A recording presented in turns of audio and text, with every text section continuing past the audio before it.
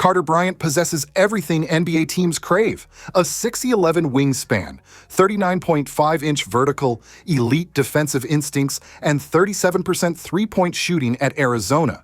Yet the 14th pick is averaging 2.3 points across limited appearances for a Spurs team sitting at 12th out of 5, 5th in the West. This isn't about Bryant failing. It's about timing colliding with roster construction. The Spurs are winning without him, which creates the ultimate development dilemma. Let's break down why Bryant's path to success demands a strategic recalibration. What's up, Spurs fans? Welcome to Spurs. Quick news, quick, sharp, and all about the silver and black. Here's the context that changes everything. The Spurs are 12-5, sitting 5th in the Western Conference after the best start in franchise history at 5-0. This is Mitch Johnson's first full season as head coach after Greg Popovich stepped down in May, ending a 29-year era. The team is legitimately competitive, ranked 4th in defensive rating, 7th in clutch game wins at 7-3, and thriving even without Victor Wembanyama for the past 5 games due to a calf strain. Bryant entered a winning environment, which is simultaneously the best and worst situation for a raw rookie. His pre-draft profile highlighted elite physical tools. That 6'11" wingspan ranked 15th among non-centers at the Combine, his 39.5. Vertical showcases explosive athleticism, and he shot 46% from the field and 37.1% from 3 at Arizona. Scouts compared him to OG Anunoby and Gerald Wallace, versatile 3-and-D wings who impact winning without dominating the ball. But here's the mathematical reality. Bryant's averaging just 5 at 8 minutes per appearance across 9 games. His most extended run came against Memphis, 8 minutes, 5 points on 2 of 5 shooting. The sample size is too small to judge his NBA readiness fairly. He's shooting 29.4% from the field, but context matters. When you get 1 or 2 possessions per game, rhythm is impossible. There's no flow, no chance to recover from a miss, no opportunity to adjust to NBA speed within a game. What do you think? Can any rookie show their true ability in 5 8-minute cameos, or does development require sustained exposure? Let's examine why Bryant's buried. De'Aaron Fox is averaging 25 points since returning from his hamstring injury, running the offense at an all-star level while shooting a career-best 40% from 3.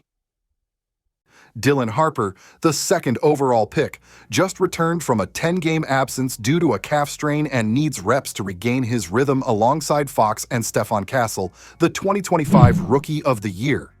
That's 3 elite guards demanding minutes. At the wing, Julian Champagny is connecting on 38% from 3 on high volume, providing exactly the spacing Bryant would offer, but with established chemistry. Devin Vassell anchors the perimeter defense when healthy. Harrison Barnes brings playoff experience and veteran composure. Keldon Johnson delivers instant energy off the bench. When Victor Wembanyama returns, Kelly Olynyk's role expands as a stretch big. Then there's the David Jones-Garcia example, a two-way player who seized his moment. When Harper and Castle went down with injuries, Jones-Garcia posted 12 points and 6 assists in 19 minutes against Atlanta, showcasing what happens when opportunity meets preparation. He'd previously dropped 31 points for Austin in the G League. The lesson isn't that Bryant failed, it's that Jones-Garcia proved G League reps translate when players dominate that level first. Here's the critical insight. Bryant's situation isn't a referendum on his talent. It's organizational depth meeting competitive urgency. The Spurs are 4-1 without Wembanyama, winning games they need to win to stay in playoff position. Johnson can't experiment with a rookie who played just 1 year at Arizona in a limited role when established players are delivering wins. If you were running the Spurs, would you prioritize Bryant's development or ride the hot hand with veterans who know the system? And if this analysis is hitting different, hit that subscribe button. We're diving deep every video. Austin Spurs aren't a punishment. They're a laboratory. Bryant needs what every young wing requires: live reps making reads against defenses scheming to stop him. His pre-draft scouting reports from NBA.com and Bleacher Report specifically noted raw decision-making and limited offensive creation beyond spot-up shooting. Those skills don't develop through film study or practice. They require 25-30 minutes as a primary or secondary option, facing help defenders, navigating pick-and-roll coverage, and developing counters when the first move gets taken away. Consider Bryant's college context. He played 19.3 minutes per game at Arizona in a veteran-laden rotation, averaging 6.5 points while operating mostly off-ball. He's entering the NBA less polished than most lottery picks precisely because he needs more structured game reps. The G League provides exactly that, a controlled environment where he can work on his handle, improve his pull-up game, and gain confidence without the pressure of a playoff race. The risk of keeping Bryant in NBA limbo is developmental stagnation. Confidence erodes when you're checking in for garbage time.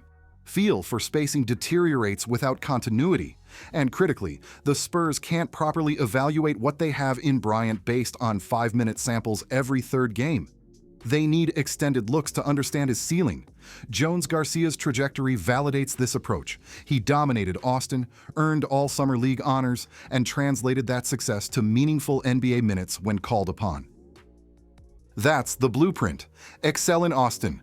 Force your way into the rotation through undeniable performance. Would you rather see Bryant dominate for 28 minutes per game in Austin or continue getting sporadic NBA garbage time? Here's the tough love. The Spurs' depth is a luxury problem. With Wembanyama sidelined by his calf strain, minutes opened up, but they went to Olynyk, Luke Kornet, and positional bigs, not perimeter players.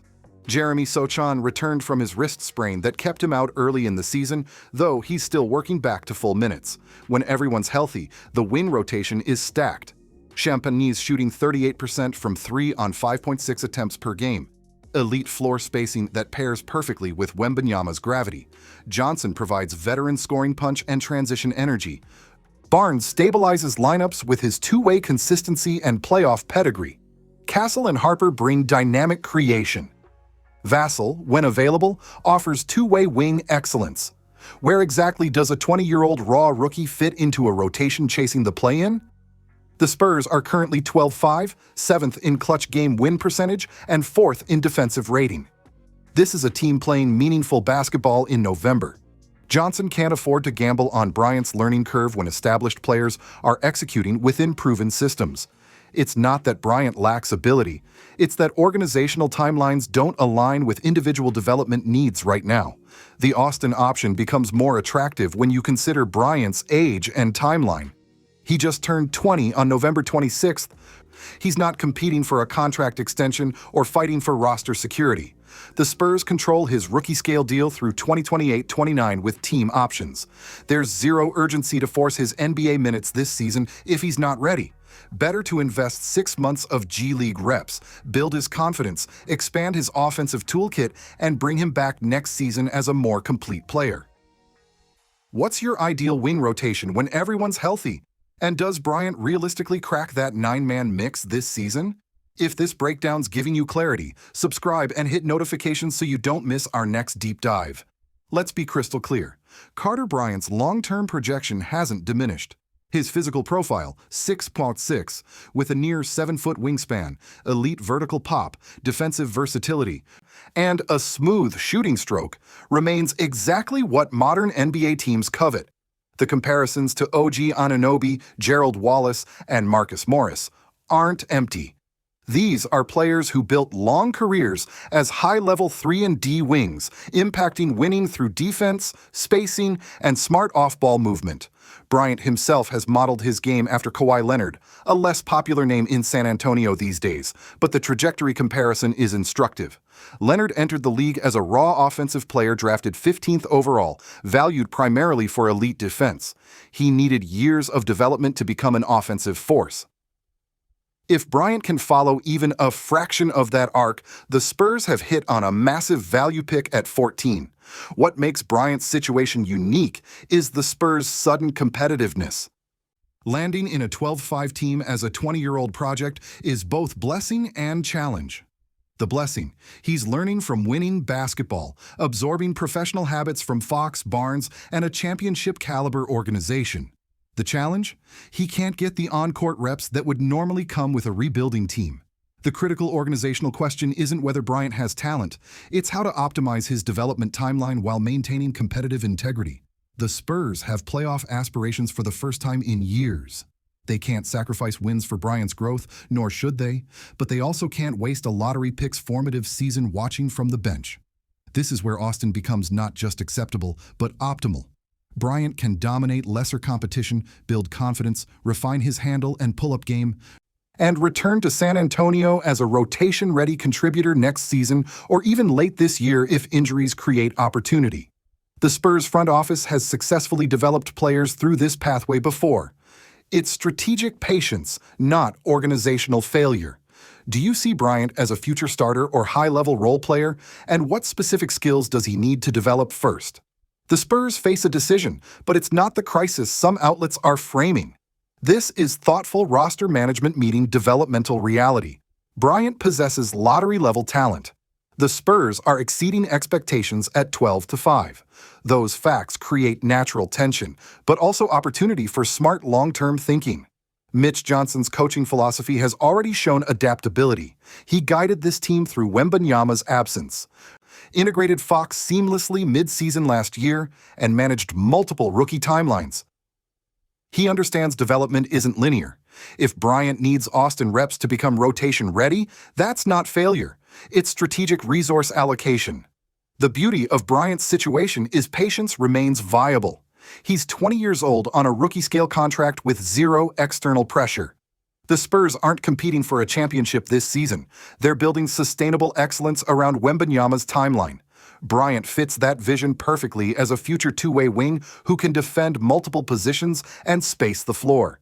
Whether that contribution comes this season or next doesn't alter his long-term value.